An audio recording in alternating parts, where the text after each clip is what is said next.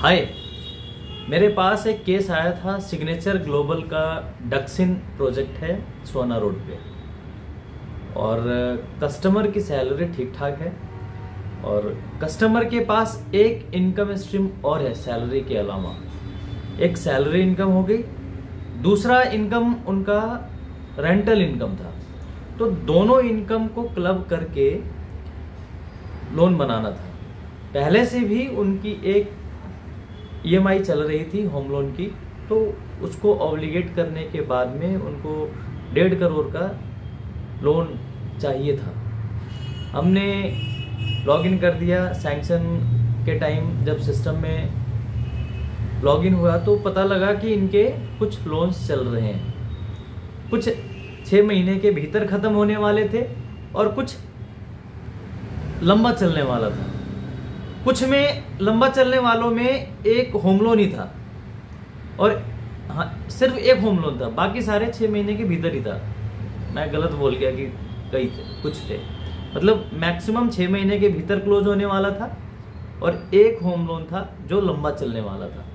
उसकी EMI जा रही थी, जिस मकान में वो रहते हैं उसकी EMI जा रही थी। तो हमने लॉगिन कर दिया, सैंक्शन पे गया, लेकिन उनका लोन बन नहीं पा रहा था।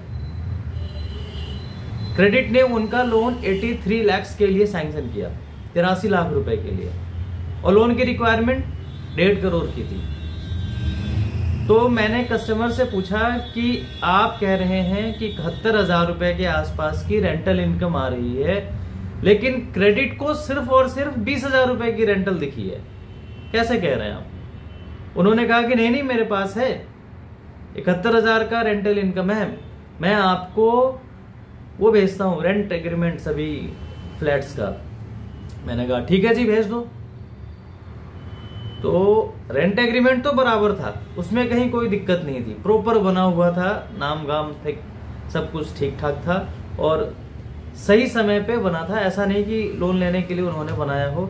जब जो फ्लैट या जो कमरा उनका रेंट आउट हुआ था उसी टाइम उन्होंने बनवा लिया था विद पुलिस वेरिफिकेशन, तो उसमें कोई दिक्कत नहीं थी। दिक्कत कहाँ थी कि एज पर कस्टमर 71,000 का रेंटल इनकम है, बट एज पर क्रेडिट सिर्फ और सिर्फ 20,000 रुपए ही ट्रैक हो पा रहा है।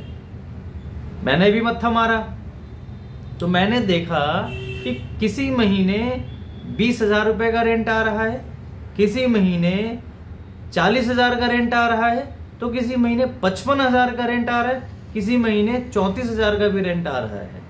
मैंने पूछा सर ये वेरिएशन क्यों है, रेंट फ्लक्चुएट क्यों हो रहा है? आपके हिसाब से सभी के किराए बराबर आ रहे हैं, टाइम पे आ रहे हैं, तो ये फ्लक्चुएट क्यों हो रहा है? किसी महीने ज्यादा, किसी महीने कम, 5-10 हजार रुपए ऊपर नीचे हो तो समझ में आता है, आदमी मैनेज कर लेगा, लेकिन इतना ज्यादा डिफरेंस क्यों है? तो उन्होंने एक जवाब दिया कि राजीव, कभी कभी मैं ना किराया कैश में ले लेता हूं, और कभी कभी किसी और चीज के लिए किराया एडजस्ट करा लेता हूं। मैंने ये क्या तरीका है, समझा नहीं। मतलब जैसे मान ले मैंने टेंट कराया या कुछ और कराया, तो मैं पैसे ना दे के किराएदार को बोला कि तुम पैसे दे दो, वो किराए में एडजस्ट हो गया। या फिर मैंने कोई ऐसी चीज ली, उसको पेमेंट करनी है, किराएदार मेरे को पेमेंट करेगा, मैंने कहा ठीक है इसको डायरेक्ट UPI भेज दो, उसके खाते में ट्रांसफर कर दो, पैसा चला गया। इस तरीके से हमने किराया एडजस्ट कर लिया। मैंने कहा जी बहुत बढ़िया बात है, अब इसको कैसे ट्रैक करें? तो उन्होंने जवाब दिया कि एक काम करो, तुम मेरे सारे फ्लैट्स पे जाओ और चेक कर लो, वेरीफाई कर लो, जो तुम्हें सारी रिपोर्ट मिल जाएंगी। मैंने कहा बहुत बढ़िया चीज़ है, लेकिन मैं आपको जानकारी के लिए बता दूं कि कैश रेंटल कंसीडर नहीं किया जा सकता। क्रेडिट मैनेजर या RCU टीम वहां जाके वेरीफाई तो कर लेगी, कोई दिक्कत नहीं है, लेकिन वहां जाने के बाद में वहां जाने के बाद तो वेरीफाई हो जाएगी, लेकिन उसका किराया खाते में नहीं आया ना कंटिन्यूअस। और कैश रेंटल सभी NBFC या सभी बैंक कंसीडर नहीं करते हैं। तो यहाँ पे पेच आके फंस गया है। हालांकि हम क्रेडिट से और रिस्क टीम से डिस्कशन में हैं, और कोशिश कर रहे हैं कि थोड़ा सा अब अप्रूवल्स आ जाए। मार्च क्लोजिंग का टाइम शुरू हो गया है, क्या पता मिल भी जाए। मैंने कस्टमर से पूछा कि कितना सैंक्शन हो जाए जिससे आपका काम चल जाएगा। उन्होंने कहा राजीव अगर तुम 1.10 या 1.15 यानी 1 करोड़ 10 लाख या 1 करोड़ 15 लाख रुपए भी सैंक्शन करा दोगे ना तो मैं बाकी के फंड मैनेज कर लूंगा, क्योंकि पेमेंट अगले 36 महीने तक जानी है, 3-4 साल में पेमेंट देनी है, तो मुझे कोई दिक्कत नहीं आएगी। आप 1.10 या 1.15 तक में भी सैंक्शन करा दो। उसके नीचे कराओगे तो फिर मेरे लिए फंड मैनेज करना थोड़ा सा मुश्किल हो जाएगा।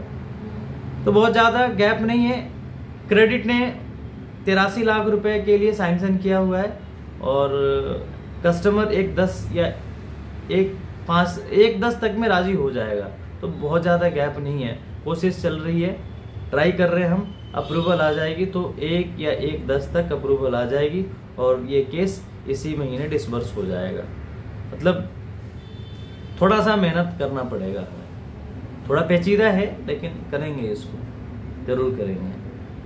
तो मेरा ये सजेशन है कि इन फ्यूचर आप जब कभी भी रेंटल इनकम के बेसिस पे अगर होम लोन लेने की कोशिश कर रहे हो तो कोशिश कीजिएगा कि एक ही खाते में सारा का सारा रेंट आप क्रेडिट कराइए।